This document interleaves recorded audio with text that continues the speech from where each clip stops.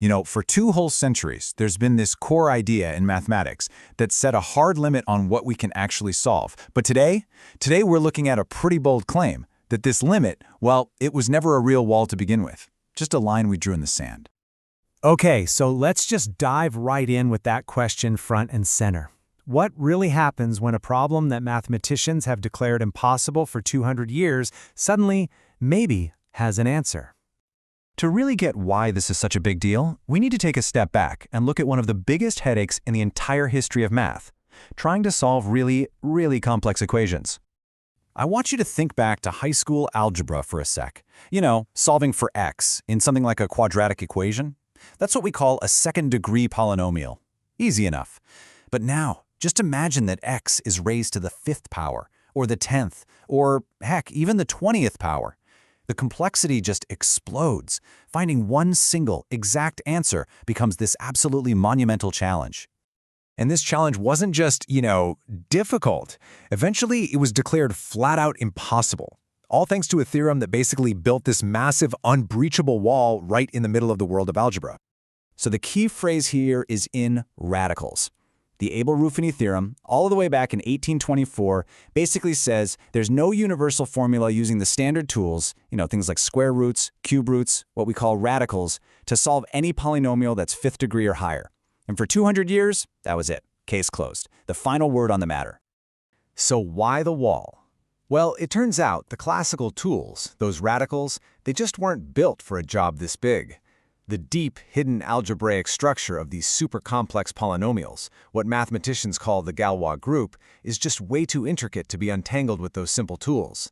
And because of that, for centuries, mathematicians had to settle. They had to use close enough answers, numerical approximations, getting a decimal that's almost right, but it's not the pure, exact, perfect solution. But what if the problem wasn't the equation itself? What if the problem was the tools we were using all along? This is where Professor Murad Sultan-Azaouiti steps onto the scene, and he's proposing a completely new way to look at this. And this quote, man, it just perfectly captures the entire spirit of this whole thing. It's a flat-out refusal to accept a historical boundary as some absolute truth. It kind of suggests that maybe Abel's theorem wasn't the end of the road, but just a landmark based on the math and the tools they had back in the 19th century. So this table really breaks down the paradigm shift that's being claimed here. On the left, you've got the classical methods. They hit a wall at the 4th degree and have to rely on approximations. But on the right, you have Azaouiti's theorem, which claims it can deliver exact 100% verifiable solutions for any degree by using this new recursive structure. It's a huge philosophical shift from just accepting limits to outright rejecting what he calls mathematical fatalism. And this slide right here gets to the absolute heart of it. It's the difference between an approximation and an exact answer. Think of it like this. It's the difference between knowing a city's approximate GPS coordinates versus having the exact street address. One gets you in the neighborhood, the other gets you right to the front door. One is useful, sure, but the other is the absolute truth. All right, so enough talk. Let's see this thing in action.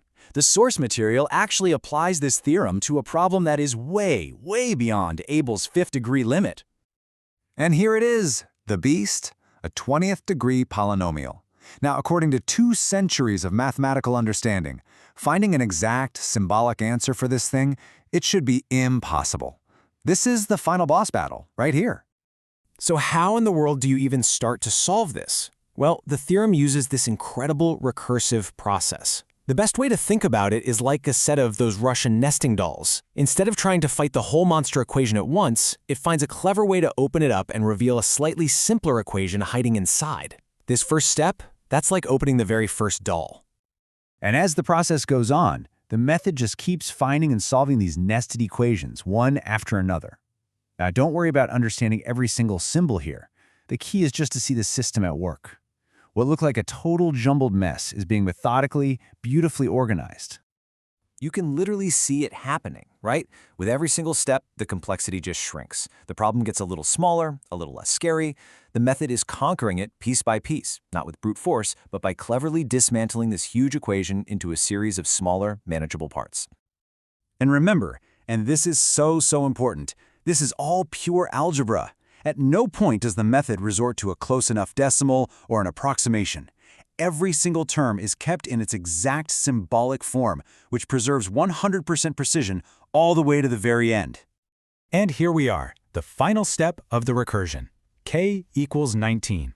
We've peeled back all 19 layers of complexity, and now the very core of the solution is about to pop out of all these calculations. And boom, there it is.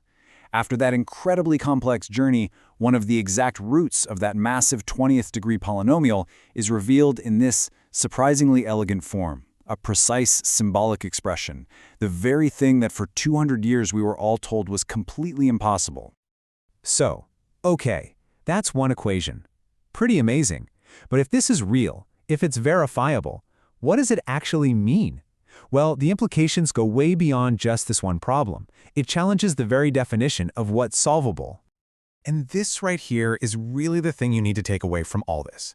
The potential breakthrough isn't just a new trick or a new technique, it could be a fundamental change in our whole perspective. It suggests that the limits we thought were baked into mathematics itself were actually just the limits of our tools at the time. So this kind of lays out the potential shockwaves. It reframes Abel's great theorem, not as some unbreakable law of the universe, but as a crucial historical landmark that we may have now surpassed. It throws a challenge flag on the very concept of impossibility in math. And it might just open up a whole new frontier where every single polynomial has an exact solution waiting to be found. It's a shift away from approximation and back to the pursuit of absolute exactness. Which, of course, leaves us with this final thought. If a mathematical truth that has stood firm for 2 centuries can be challenged like this, well, it really makes you wonder, doesn't it? What other established limits, in any field, aren't true barriers at all, but are just sitting there, waiting for someone to come along and invent a new set of tools?